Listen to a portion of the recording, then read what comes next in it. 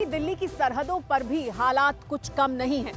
गाजीपुर से लेकर टीकरी और सिंघू बॉर्डर तक आंदोलन के नाम पर सड़कों को बंधक बनाने वालों के खिलाफ लोगों का आक्रोश बढ़ने लगा है।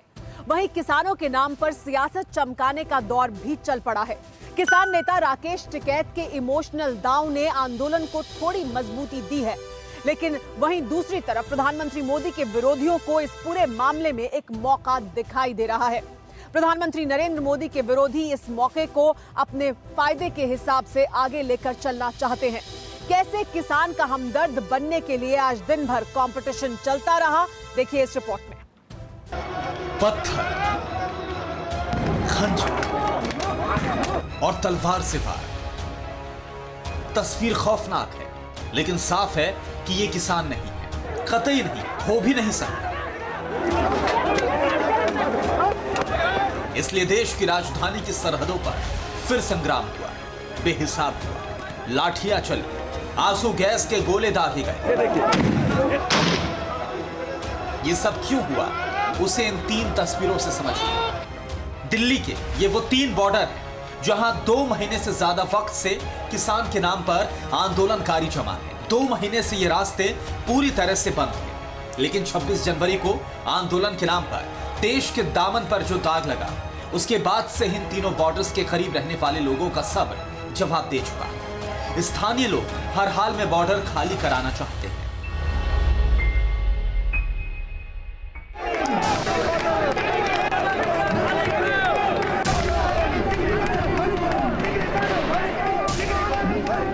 सिंघू बॉर्डर पर स्थानीय लोग फिर बॉर्डर खाली कराने के लिए निकले। 200-300 के करीब तादाद रही होगी। हाथों में बैनर थे जिन पर लिखा था, तिरंगे का अपमान नहीं सहेगा हिंदुस्तान।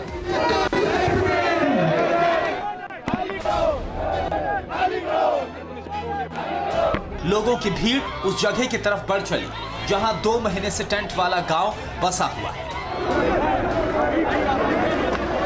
जिसके बाद झड़प हो गई। लाठी डंडे और पत्थर चलने लगे। पुलिस बीच बचाव को आई तो एक शख्स तलवार उठा लाया और एसएचओ पर तलवार से हमला कर दिया। हमले में पुलिस अधिकारी के हाथ पर तलवार लग गई। इसके बाद हाथ से खून निकलने लगा। देखिए, बुरी तरह से इनके हाथ से खून बह रहा है। ये अधिकारी समझाने की कोशिश कर रहे हैं कि आप हिंसा मत करिए। सर आप लोग लगातार कोशिश कर रहे हैं समझाने की। आप लोगों ने काफी कोशिश की है। देखिए, उनके साथी उनको यहाँ से लेकर गए हैं। बुरी तरह से उनका हाथ जख्मी है, बुरी तरह से हाथ जख्मी है, लेकिन वे इस बात पर आतुर हैं कि वो लोगों को समझाना चाहते हैं। सर आपको काफी चोट लगी है, हम देख रहे हैं। आप कोशिश कर रहे हैं कि हिंसा को कैसे भी रोका जाए। क्या करना है? आप पहले इलाज कराओ, चोट लग रही है इतनी। आप लोग लगातार कोशिश कर रहे हैं। मैडम रुक जाओ, पहले इलाज। देखिए, पुलिस के लिए कितनी बड़ा चुनौती होती है। हमने इन अधिकारी की आंखों में आंसू देखे समीर, और देखिए उनकी कोशिश ये है कि कैसे भी करके जो यहाँ पर उपद्रवी हैं दोनों तरफ से उनको समझाया जा सके। एक पुलिस के बड़े अफसर के चेहरे पर इस तरह की उदासी, उसकी आंखों में आंसू, ये काफी है बताने के लिए कि वे कितनी मेहनत से, कितनी दिल से यहाँ पर काम कर रहे हैं कि किसी भी तरीके के हालात यहाँ पर खराब ना हो। एसएचओ साहब को इलाज के लिए ले जाया गया और फिर उसके बाद हमला करने वाले का भी इलाज किया गया। तलवार छीनी गई और लाठी भांजी गई, खूब मार पड़ी।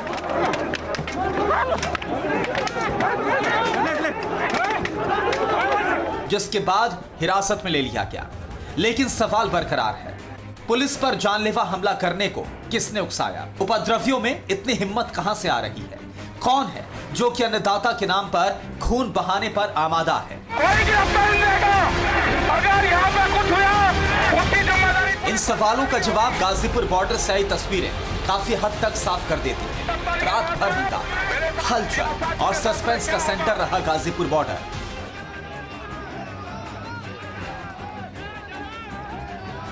सुबह से ही मोदी विरोधियों के लिए मोर्चा बन गया। नेताओं में किसानों का सबसे बड़ा पैरोकार बनने की होड़ लग गई। राष्ट्रीय लोकदल के नेता जयंत चौधरी धरना स्थल पर पहुंचे। दिल्ली के स्वास्थ्य मंत्री सत्येंद्र जैन गाजीपुर आए, साथ में पानी का टैंकर भी लाए। थोड़ी देर में केजरीवाल जी के डिप्टी मनीष सिसोदिया भी राकेश टिकैत से मिलने पहुंच गए, हालचाल जाना, किसी तरह की कमी पेशी को फौरन पूरा करने का वादा भी किया। दोपहर तक कांग्रेस नेता अलका लांबा भी गाजीपुर पहुंच गई। यानी अन्नदाता के बहाने सियासत चमकाने का मौका कोई नहीं गंवाना चाहता है। सुन लीजिए। किसान जिन कानूनों का विरोध कर रहे हैं उन कानूनों को वापस ले लें। हिंसा जिन लोगों ने की उन लोगों के वीडियो भी पकड़ में आए हैं। वो लोग कौन हैं, वो भारतीय जनता पार्टियों से किस तरह का संबंध रखते हैं, वो किसके इशारे पे वहाँ पहुँचे, इसकी पूरी जांच होनी चाहिए। देखिए, बात कुछ नहीं, लेकिन आंखों के इशारों में सब हो जाता है। जब मैं आया तो उन्होंने गले लगाया और सब लोग चाहते हैं कि हम लोग एकजुट होकर लड़ाई लड़ें। कल चौधरी अजीत सिंह जी ने इनसे बात की और नरेश जी से बात की और दोनों को यही एहसास दिलाया कि साथ थे और साथ रहेंगे। 4 दिन में दीप सिद्धू अभी तक गिरफ्तार क्यों नहीं हुआ? क्या संबंध है उनके अमित शाह जी से? फोटोएं जग जाहिर हैं कि उस दीप सिद्धू की जो पहुंच है वो देश के प्रधानमंत्री और गृह मंत्री तक है। गिरफ्तारी नहीं हो रही, कौन रोक रहा है, क्यों रोक रहा है? लेकिन एक षड्यंत्र रचा गया रात भर में। वो षड्यंत्र जो है पासा पलट गया और गेंद जो कल तक उन्हें अपने पाले में लग रही थी आज इनके पाले में आ गई है।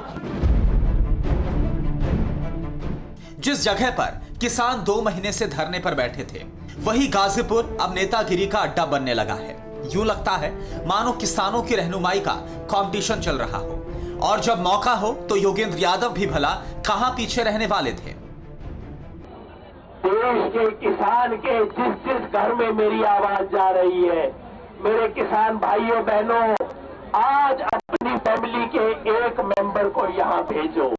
आज आंदोलन को जरूरत है। जो करनाल में है, पानीपत में है, सोनीपत में है, जो और नजदीक वाले हैं, उनको मैं कहूंगा आप इधर मत आओ, आप सिंघू बॉर्डर पे पहुंचो।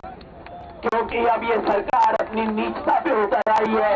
अब ये हिंदू सिख का खेल कराने वाली है।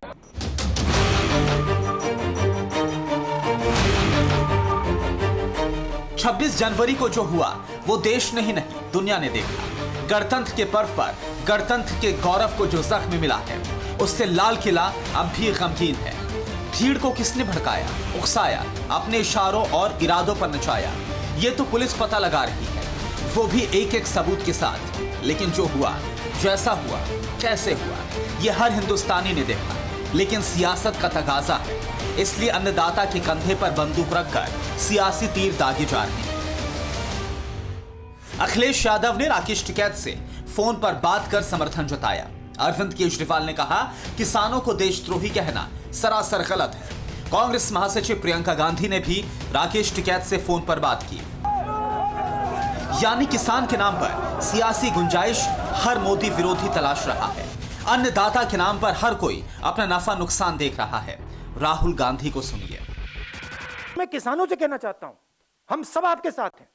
1 इंच पीछे मत हटिए, 1 इंच पीछे मत हटिए। ये आपका भविष्य है, इसके लिए आप लड़िए। और ये जो 4, 5, 10 लोग हैं, ये जो आपका सामान, आपका भविष्य चोरी करने की कोशिश कर रहे हैं, इनको आप नहीं चोरी करने दीजिए और हम आपकी पूरी मदद करेंगे। हम सब आपके साथ हैं, 1 इंच पीछे मत हटिए। यह आपका भविष्य है, हम आपकी पूरी मदद करेंगे। राहुल गांधी ने किसानों को हर तरह के समर्थन की बात कही तो कानून को लेकर सरकार पर तीखा हमला बोला। लिहाजा राहुल गांधी को जवाब देने में बीजेपी ने भी देर नहीं की। अपनी प्रेस वार्ता में राहुल गांधी ने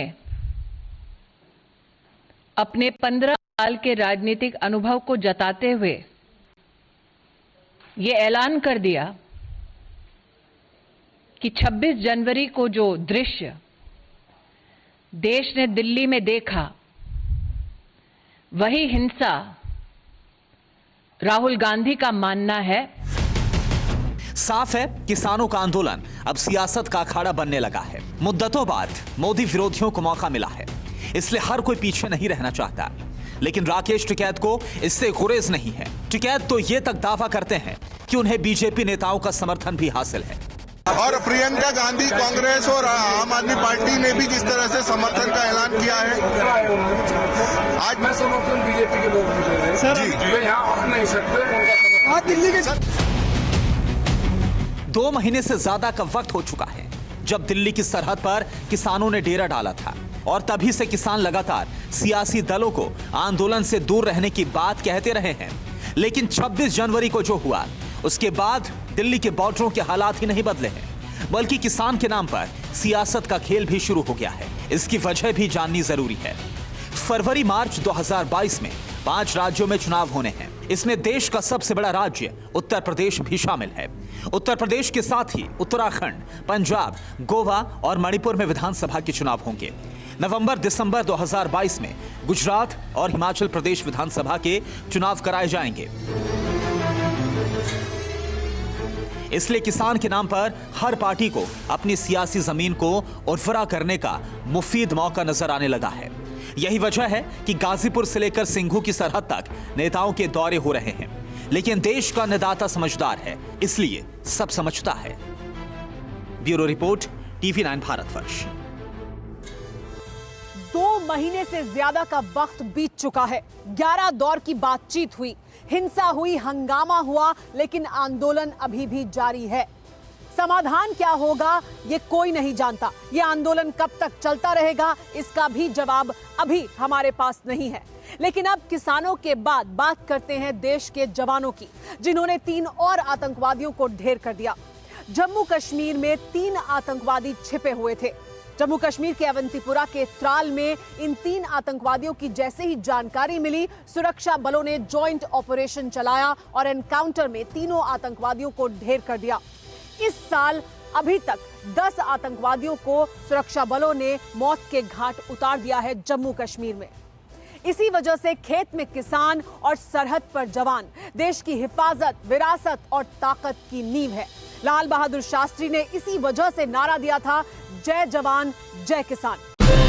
TV9 भारतवर्ष और TV9 बांग्ला प्रस्तुत करते हैं पश्चिम बंगाल चुनाव पर सबसे बड़ा conclave, what Bengal thinks today. देखिए 30 जनवरी दिन भर